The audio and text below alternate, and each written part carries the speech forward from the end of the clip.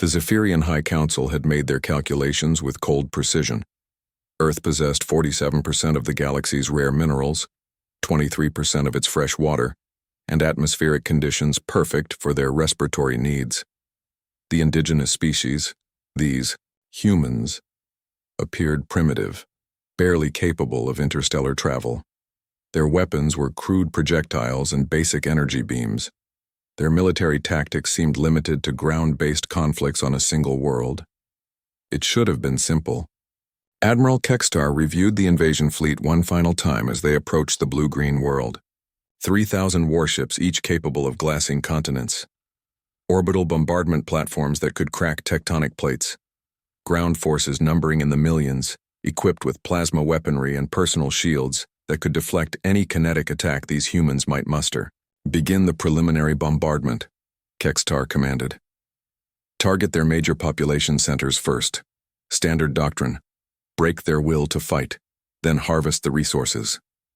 The first wave of plasma bolts screamed toward Earth's surface. Military installations across North America, Europe, and Asia erupted in brilliant flashes as the Zephyrian weapons found their marks. Communication satellites went dark. Naval fleets vanished beneath walls of superheated water. Kekstar allowed himself a moment of satisfaction. This would be over with an "Admiral." His sensor operator's voice cracked with panic. "Sir, we have a problem." The massive view screen flickered to life, showing feeds from across Earth's surface. Where Kekstar expected to see broken cities and fleeing populations, he saw something that made his 3 hearts skip a beat. Humans were emerging from underground bunkers, not fleeing, not surrendering. They were taking positions. "Sir," the communications officer reported, "we're receiving a transmission from the planet's surface. Audio only." A gravelly human voice filled the bridge, speaking in accented English that the universal translator rendered in perfect Zephyrian. "You picked the wrong fucking planet, boys." What followed violated every principle of warfare the Zephyrians knew. The humans didn't retreat to defensible positions. They advanced. They didn't seek cover from orbital bombardment. They launched themselves into space using primitive chemical rockets loaded with nothing but explosives and fury. When their missiles were intercepted, they used mass drivers to launch telephone poles at near-relativistic speeds.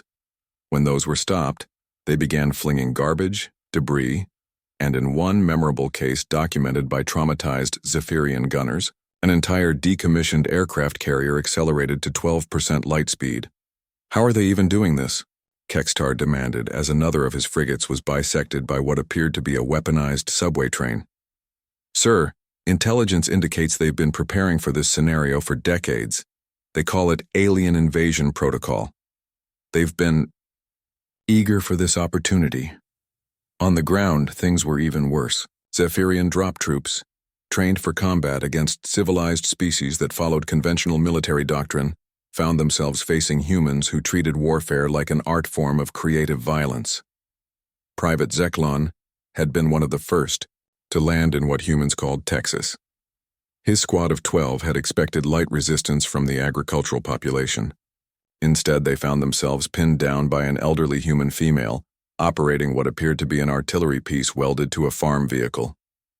"Yee-haw, you space varmints," she shouted over the thunder of her improvised cannon. "Welcome to Earth. Now get off my property."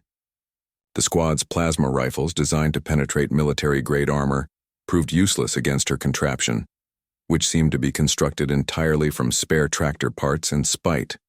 But it was the cities where the real nightmare began. Urban humans, cut off from their governments and military, didn't wait for rescue. They formed what they called hunting parties. Groups of humans armed with everything from military surplus to repurposed industrial equipment began stalking Zephyrian patrols through the ruins of their own neighborhoods. In Detroit, they used the abandoned automotive factories to construct mobile bunkers. In London, they turned the underground transit system into a maze of death traps. In Tokyo, they began launching themselves from skyscrapers with nothing but homemade wings and explosives strapped to their backs, screaming what the translators rendered as various invitations for the Zephyrians to engage in anatomically impossible acts. The worst part, from a Zephyrian perspective, was that the humans seemed to be enjoying themselves. "Sir," came another report to Admiral Kextar's increasingly chaotic bridge. "Ground forces are requesting immediate extraction. Sir, they're reporting that the humans are keeping trophies." "What kind of trophies?" "Skulls, sir.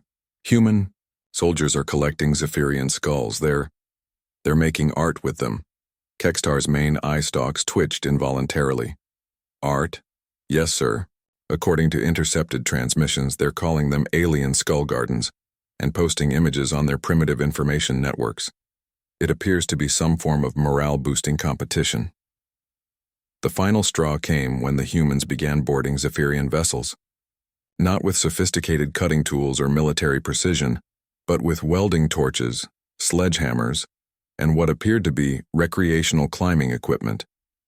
They swarmed through hull breaches like some sort of bipedal piranha, taking apart the ships from the inside while the crews were still in them.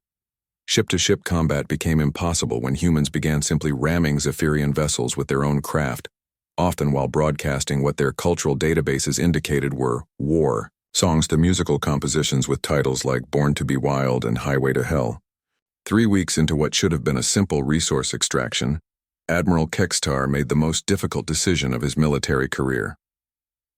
"All ships," he broadcast to the fleet, "begin immediate withdrawal from Earth space." "Sir?" his second-in-command questioned. "We outnumber them 3,000 to 1. Kextar gestured toward the tactical display, where the remaining 700 ships of his once mighty fleet were scattered across the system, many held together with emergency patches and hope. "Look at the casualty reports. Look at the psychological evaluations of our ground troops. Half our soldiers are requesting medical discharge due to what their doctors are calling existential terror. The other half are asking to be transferred to combat zones with sane enemies." He paused, watching another human-piloted vessel. This, one apparently a converted garbage truck, ram itself into a Zephyrian cruiser while playing music at volumes that registered on seismic equipment. "We came here for their resources," Kextar said quietly. "But they don't want our resources. They want our skulls, and they're very, very good at getting what they want." As the Zephyrian fleet limped away from Earth, emergency broadcasts went out across their communication networks. The message was simple: quarantine designation for Sol 3, under no circumstances approach. Species designation, apex predator. Threat level, maximum. Recommendation, find another galaxy. Back on Earth, in a small Texas town, an elderly woman finished welding another alien skull to her fence post and smiled at her handiwork. "Y'all come back now," she called toward the retreating ships, hefting her improvised cannon. "We'll be waiting."